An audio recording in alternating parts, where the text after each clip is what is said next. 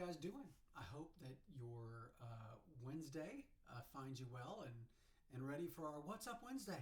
And hopefully you realize that there's a light at the end of the tunnel. I mean, you guys are starting Module 6. You're on Module 6 this week, right? And so there's only one other module that you'll need to get through after that, and then you'll be done. So for those of you that aren't finished yet, I just encourage you to keep at it, keep going, and keep working. Obviously, we all have busy schedules and things, and as we told you from the beginning, we're not going to take away your birthday for not finishing up when within the on the certain dates that these assessments and assignments are due. But speaking of assessments and assignments, this has been a really, I think, a really good week last week in a lot of what I've seen and what the group has seen submitted.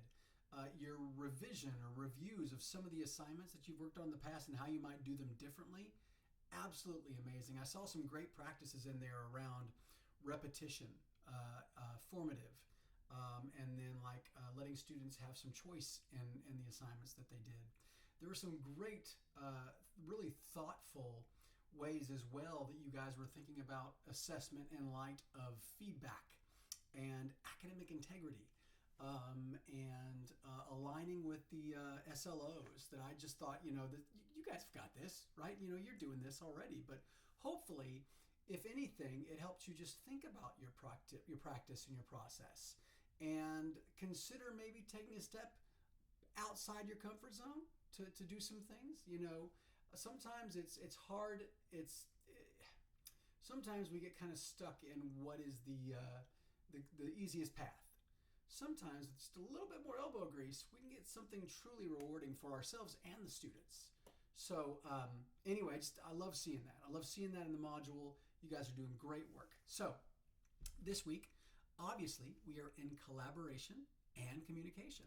So this unit is all about, how I can get my students to engage with each other, how I can get my students to engage with the course, how I can engage with my students. What you're seeing now with these What's Up Wednesdays is an aspect of communication, right? We come to you each week kind of talking to you, giving you more personalized back and forth and allowing you to feel like we're having somewhat of a dialogue, even though right now, admittedly, it's one-sided, but you should be getting dialogue and the feedback that you receive and any replies on stuff. So that kind of a thing happens. So when you look at the lessons this week, you've got your a reflection on communication and collaboration, where we want you to think about what you learned in the lesson and answer some questions, right? And this one was actually due the 31st, which was Monday. But it's okay if you're not there yet. I have actually seen some pretty good answers on that assignment already as well. Somebody was talking about how they do the weekly announcements and how some people even have Google Meets or Zoom sessions for them to just come by and talk. So a lot of that stuff was really neat to read.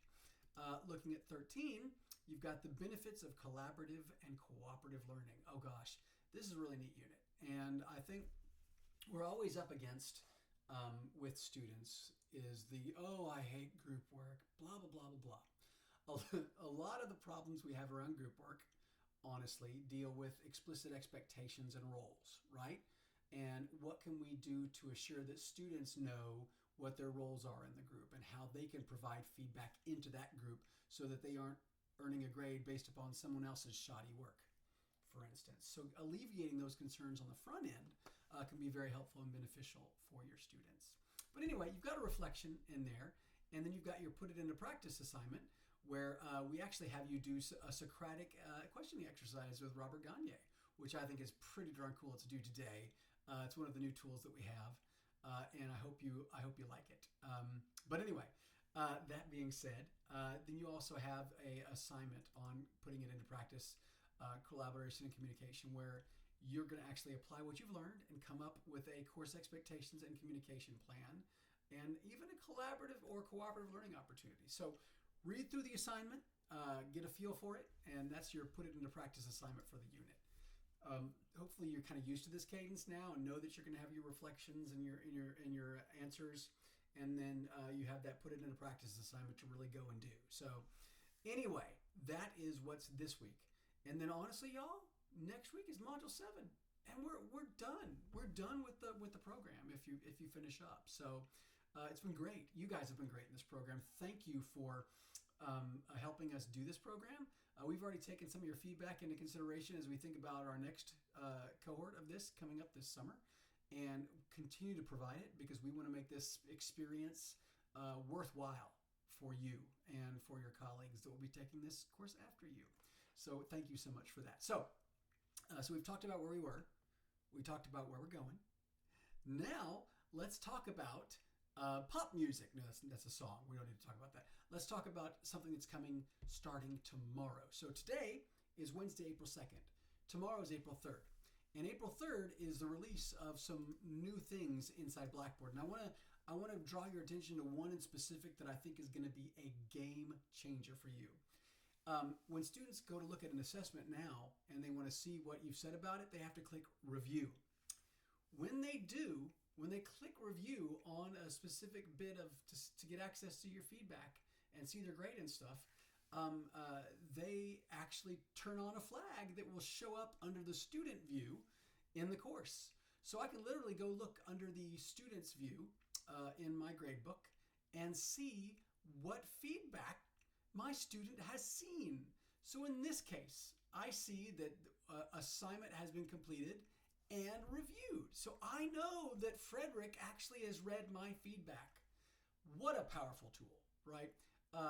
Turnitin has had this for a while, and I'm glad that Blackboard is starting to incorporate it. This is version 1 of this particular the tool, and they're going to continue to work on it, but it is a powerful and I think indeed engaging tool and will help student success. Because if I know that they looked at the feedback, or if I know they haven't, I can get in there and remind them, right?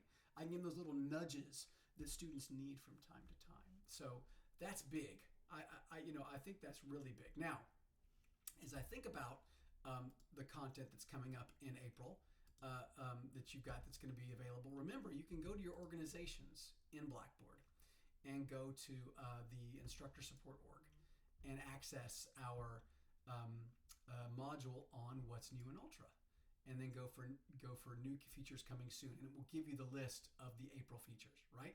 So just so you know, there's some big ones coming in May, y'all. We're finally getting a text column in the gradebook, so it doesn't have to be numbers. You can put text in there. Again, that's May. But there's some other stuff that's coming here that I think will be really good. The ability for you to print an Ultra document, and then some other fun things that are in here. So if you're leveraging achievements, for instance, you're going to be able to see them in the student preview, which you have not been able to until now. But anyway, I just say all that to say there's some good stuff coming and even more coming in the days and weeks to come. I want to finish today by adding a little bug in your ear about our conference. The Digital Education Summit and Faculty Development Days have been combined into one large Digital Education Summit that's going to take place June 26th and 27th. Boy, howdy. We have sessions aplenty for you both days. Our call for proposals was accepted by a herd of people that came through, and so we have really good presentations. We've got really good keynotes. I'm going to give you a little sneak peek because we haven't made the announcement yet. But Brian Alexander is our keynote for day 1. And day 2 is Ashley Dawkins, an AI expert for our wonderful TSIS coordinating board kind of area. And she's from Lamar University. We've got some really cool keynotes coming. And they're going to do breakout sessions as well as all of our breakout. There is a strong AI bent to this one, as you could probably wonder, but there are other sessions as well, sessions that I think you'll be able to have. You'll have some inspirational sessions, but you're also going to have some practical takeaway sessions where you can go and do something immediately in your own courses after learning about it. So anyway, I hope you like that. June 26th and 27th. Be on the lookout for a registration announcement for us. Registration is going to open April 10th, so you'll be hearing from me and others about this very thing. I hope you're doing well. I hope you have a great day, and I look forward to learning alongside you as you finish the program and make your way to a certification. Thanks a lot, y'all.